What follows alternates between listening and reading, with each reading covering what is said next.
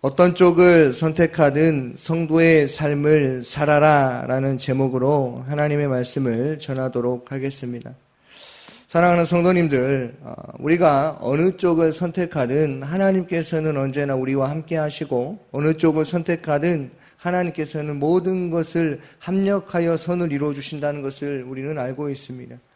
그렇다면 우리가 어떻게 살아가야 하겠습니까? 그것은 하나님의 말씀 가운데 살아가는 것입니다. 로마서 12장 1절과 2절 말씀인데요. 우리가 너무나 잘 알고 있는 말씀이지만 우리가 이 말씀을 다시 한번 제가 읽어드릴 때에 한번 생각해 보시고 이렇게 살아야겠다라고 다짐했으면 좋겠습니다. 그러므로 형제들아, 내가 하나님의 모든 자비하심으로 너희를 권하노니 너희 몸을 하나님이 기뻐하시는 거룩한 산 제물로 드리라. 이는 너희가 드릴 영적 예배니라. 너희는 이 세대를 본받지 말고 오직 마음을 새롭게 함으로 변화를 받아 하나님의 선하시고 기뻐하시고 온전하신 뜻이 무엇인지 분별하도록 하라. 아멘. 거룩한 삶, 구별된 삶, 그리스도인의 삶을 사는 것은 하나님이 기뻐하시는 삶이라는 것이죠. 어느 것을 선택하든지 하나님을 의지하고 하나님을 생각하고 하나님 편에서 하나님 뜻대로 사는 것, 바로 예배자의 삶을 사는 것이 상당히 중요하다고 성경은 말하고 있습니다.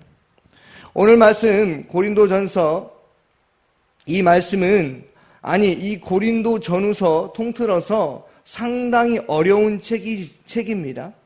우리에게 일어나는 문제 가운데 우리가 어떤 쪽을 선택하고 어떻게 살아가야 할지를 고민하게 하는 책일 수 있지만 그리스도인의 삶을 살고 성도로서의 정체성을 가지고 살라는 의미가 더 깊게 깔려 있습니다. 오늘 말씀은 미혼자에게 결혼과 독신에서 무엇을 선택할 것인지에 대한 바울의 개인적인 의견을 말하고 있는데요. 오늘 말씀 25절에서 28절까지 다시 한번 보도록 하겠습니다. 함께 읽어보겠습니다.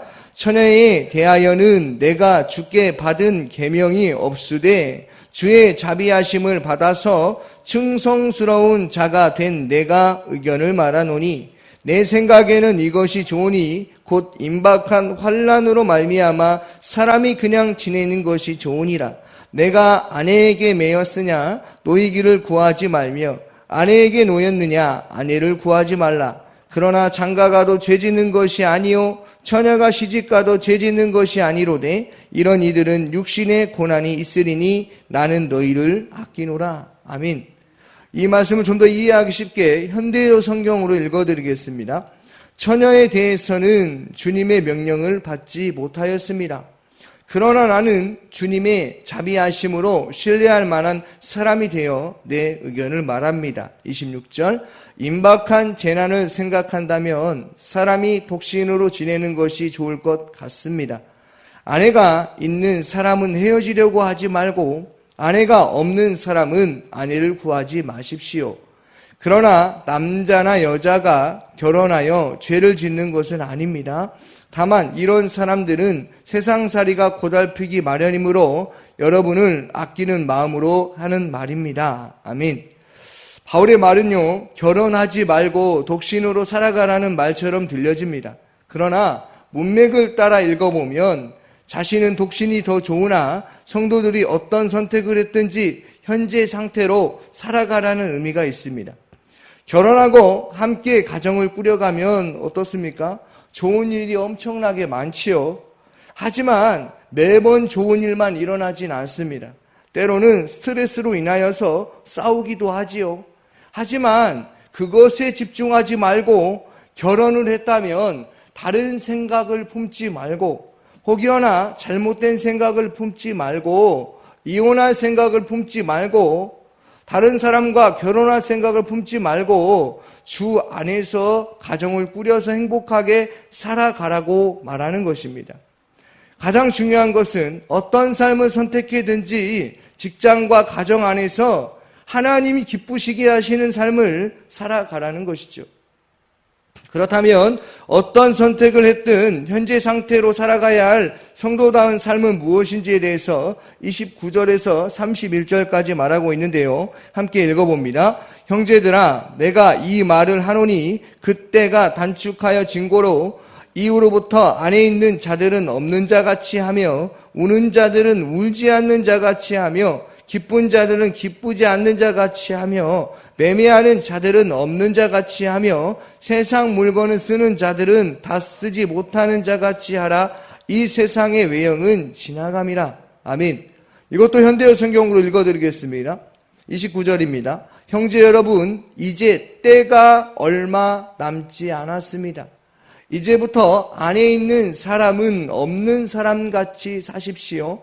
우는 사람은 울지 않는 사람같이, 기뻐하는 사람은 기뻐하지 않는 사람같이 하며 무엇을 사는 사람은 그것을 소유하지 않는 것처럼 하고 31절 세상 물건을 쓰는 사람은 다 쓰지 못하는 사람같이 하십시오. 이 세상의 음행은 지나가 버립니다.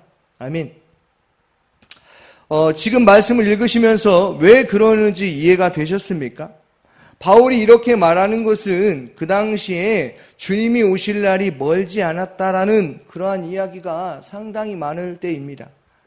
하지만 바울은 예수님이 재림이 불과 몇 년밖에 남지 않았다는 위기의식을 조장하는 것이 아니었습니다. 모든 시대에 성도들이 그리스도의 재림을 준비하는 삶을 살아가야 한다는 것에 초점을 두고 말하는 것이었습니다. 실제로 주님이 어떻게 오신다고 기록되어 있습니까? 데살로니가 전서 5장 1절과 2절 말씀입니다. 형제들아, 때와 시기에 관하여는 너희에게 쓸 것이 없음은 주의 날이 밤에 도둑같이 이를 줄을 너희 자신이 자세히 알기 때문이라. 요한복음 14장 20절 그날에는 내가 아버지 안에 너희가 내 안에 내가 너희 안에 있는 것을 너희가 알리라. 바로 주님께서 언제 오신다고 말하고 있습니까? 결론적으로 말하면 아무도 모른다는 것입니다. 도둑같이 오신다는 것이죠. 그렇기 때문에 깨어있어라. 깨어있는 삶을 살아가라. 관계적인 측면에서 힘들다고 하여서 그것에 집중하지 말고 주님 오실 날을 기대하며 감사함으로 그 주어진 환경에서 성령 충만함으로 살아가라. 그러한 말입니다. 29절에 형제들아 내가 이 말을 하노니 그때가 라고 말하고 있지요. 단축되어 진고로 이후로부터 안에 있는 자들은 없는 자같이 하여 라는 말이죠. 이 없는 자같이 하며라는 표현 속에 더 선명하게 나타나고 있습니다. 이는 금욕이나 절제를 강요하는 것이 아니라 결혼이나 재물이나 그 외의 세상 것들보다 성도의 궁극적인 목적이 될 수 없다는 것이죠. 그거보다 더 중요한 것, 결혼보다 더 중요한 것, 세상의 것을 추구하는 것보다 더 중요한 것은 주님 오실 그날을 기대하며 감사함으로 성령 충만함으로 살아가는 것, 그러니까 하나님과 올바른 관계를 가지기 위해서 살아가는 것, 이 사실이 너무나 중요하다라는 것입니다. 그러므로 어떠한 일 때문에 시간 낭비하지 말고 나의 시간이니까 내 시간을 써야지라는 것이 오늘날 시대의 현대인들의 사람들의 그러한 시선인데요. 내 시간이니까 내가 이 시간을 확보해야지 하고 쓰는 사람들이 너무나 많습니다. 자기가 주어진 시간을 쓰는 사람들이 너무나 많아요. 물론 필요합니다. 그러나 하나님과의 올바른 갖는 시간을 정하고 그 시간 가운데 나와서 하나님 앞에 나오는 그러한 일들이 필요하다는 것이죠. 에베소서 5장 15절 말씀인데요. 그런즉 너희가 어떻게 행할지를 자세히 주의하여 지혜 없는 자같이 하지 말고 오직 지혜 있는 자같이 하여 세월을 아끼라. 때가 악하니라. 아멘. 우리는 경각심을 가지고 주님의 다시 오신 날을 기대함으로 소망함으로 살아갈 때 어떻습니까? 그럴 시간이 없다는 것이죠.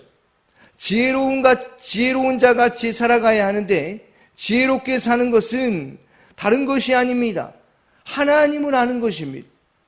하나님을 알고 예수를 아는 자답게 믿는 자답게 그리스도인답게 사는 것인데 지혜로운 자는 어떤 자들이라고 성경에서 말하고 있습니까? 하나님을 경외하는 자라는 거예요. 하나님을 경외하면 어떠한 일이 일어나는지 시편 128편 1절에서 6절까지 말하고 있는데요. 한번 잘 들어보시기를 바랍니다. 여호와를 경외하며 그의 길을 걷는 자마다 복이 있도다. 내가 내 손이 수고한 대로 먹을 것이라. 내가 복되고 형통하리로다. 내 집 안방에 있는 내 아내는 결실한 포도나무 같으며 내 식탁에 둘러앉은 자식들은 어린 감람나무 같으리로다. 여호와를 경외하는 자는 이같이 복을 얻으리로다. 여호와께서 시온에게 내게 복을 주실지어다. 너는 평생에 예루살렘의 번영을 보며 내 자식의 자식을 볼지어다. 이스라엘에게 평강이 있을지로다. 아멘. 시편 128편 축복받는 가정에 대해서 말하고 있습니다. 어떤 가정이 축복받는 가정입니까? 여호와를 경외하는 가정이라는 거예요. 여호와를 경외하는 가정은요, 노동의 가치를 아는 자들이라는 것입니다. 또한 노동의 열매를 거두는 가정이라고 말하고 있어요. 그리고 가족들과 하모니를 이루는 가정이라고 말하고 있습니다. 어떻게 할 때 가족들과 하모니를 이루고 열매 맺는 가정 가운데 살아갈 수 있다고 말하고 있습니까? 그것은 여호와를 경외할 때라는 거예요. 오늘 이 사실만 알면 오늘 하루를 살아갈 때 내가 하나님을 경외하며 살아가는 것만 집중하면서 내가 말씀 가운데 순종하며 살겠다는 이 다짐을 가지고 한번 살아가 보십시오. 우리에게 일어나는 문제가 되어지지 않을 것입니다. 잠언 2장 5절입니다. 여호와 경외하기를 깨달으며 하나님을 알게 되리니. 아멘. 누구를 알게 된다고 말하고 있습니까? 하나님을 알게 된다는, 여호와를 경외한다라는 것. 그러면 어떤 사람이 여호와를 경외할 수 있습니까? 하나님을 만난 자입니다. 하나님을 경험하며 살아가는 자이죠. 하나님의 은혜 가운데 살아가는 자를 말하는 것입니다. 여호와를 경외하면요, 악에서 떠날 수 있다고 말하고 있어요. 잠언 3장 5절에 기록되어 있습니다. 여호와를 경외하면 악에서 떠날 수 있다고 말하고 27절에는 여호와를 경외하면 장수하느니라. 아멘. 그러나 악인의 수명은 짧아지니라 라고 말하고 있습니다. 여호와를 경외하면 복된 삶, 그것이 무엇입니까? 그것은 하나님을 아는 삶이라는 것이죠. 그러나 여호와를 경외하지 아니하면 망한다, 사망에 이른다, 불안하다, 두렵다, 악한 자의 삶을 살아가게 된다고 말하고 있습니다. 사랑하는 성도님들, 그러므로 어떤 것을 선택하든지 여호와를 경외하면서 그리스도인의 삶을 사시기를 소망합니다. 빌립보서 2장 12절입니다. 여호와를 경외하는 것이 무엇인지 알게 되는 말씀인데요. 그러므로 나의 사랑하는 자들아, 너희가 나 있을 때뿐 아니라 더욱 지금 나 없을 때에도 항상 복종하여 두렵고 떨림으로 너희의 구원을 이루라. 아멘. 두렵고 떨림으로 너희의 구원을 이루라. 우리가 하나님의 은혜와 사랑 가운데 구원받은 것은 너무나 분명하죠. 예수님께서 나의 죄 때문에 십자가에 못 박히고 또 사흘 만에 다시 살아나시고 부활하시고 승천하신 것 우리는 분명히 알고 있습니다. 그렇다면 오늘 하루를 살아갈 때 여호와를 경외하며 사는 것이 마땅하다고 말하고 있는 것입니다. 그래서 말합니다. 세월을 아끼라, 때가 악하니라.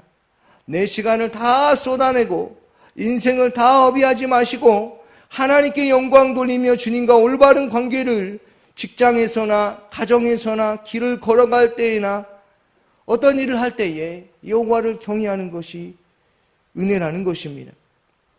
에베소서 5장 16절, 세월을 아끼라, 때가 악하니라. 세월을 아끼라는 것은 무슨 말입니까? 시간을 계획적으로 효율적으로 사용하라는 것이죠. 헬라어에서 시간을 표현하는 두 단어가 있습니다. 그것은 카이로스와 크로노스입니다. 카이로스는 절적인 시간을 특별하는 시간인데요. 이것은 바로 하나님의 기회이며 본문에서는 하나님의 때라는 것으로 표현되고 있습니다. 시간은요, 하나님이 창조하신 창조물이었습니다. 인간은 하나님의 창조물의 통치권을 대행하는 자였습니다. 그러므로 인간은 시간의 청지기였습니다. 하지만 사탄의 유혹에 빠져서 아담이 범죄함으로 카이로스, 시간은 빼앗겨 버렸습니다.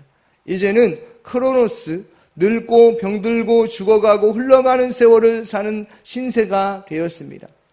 하지만 세월을 아껴야 하는 것이죠. 왜 그렇습니까? 때가 악하기 때문이라는 것입니다. 여기에 때는요, 어원적으로 날들을 의미하는데 너무나 중요합니다. 우리가 살아가고 있는 모든 날들 가운데 하나님을 경외함으로 성령 충만함으로 살아가라는 것이죠. 사랑하는 성도님들, 하나님이 주신 때는요, 내일도 아닙니다. 바로 지금이라는 사실을 기억하기를 바랍니다.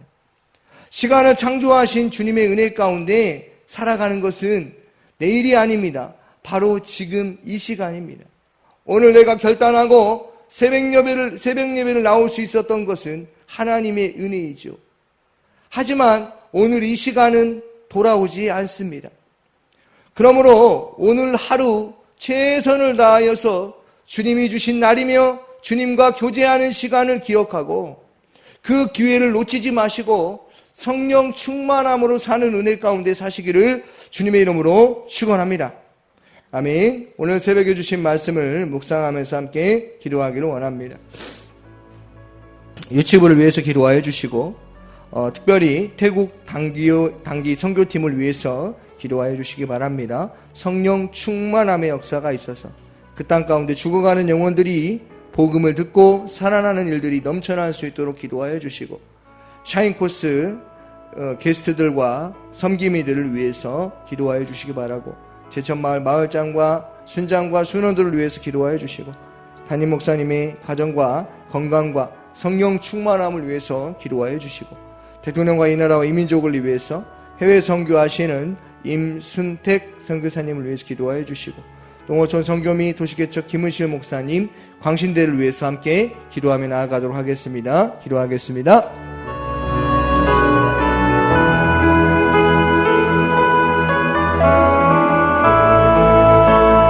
사랑이 많으신 아버지 하나님, 오늘도 우리에게 들려주신 말씀입니다. 하나님, 세월을 아끼라 때가 악하니라 여호와를 경외하는 것이 지혜의 근본이라고 말하고 있습니다. 하나님, 우리가 오늘 하루를 살아갈 때 아무렇게나 이 인생을 살아가는데 허비하지 아니하고 시간 낭비하지 아니하고 하나님을 경외하고 하나님과 친밀한 교제를 통하여서 아버지 하나님, 문제 가운데 그 문제만 바라보는 것이 아니라 문제 가운데 하나님의 일하심을 바라볼 수 있도록 주님 인도하여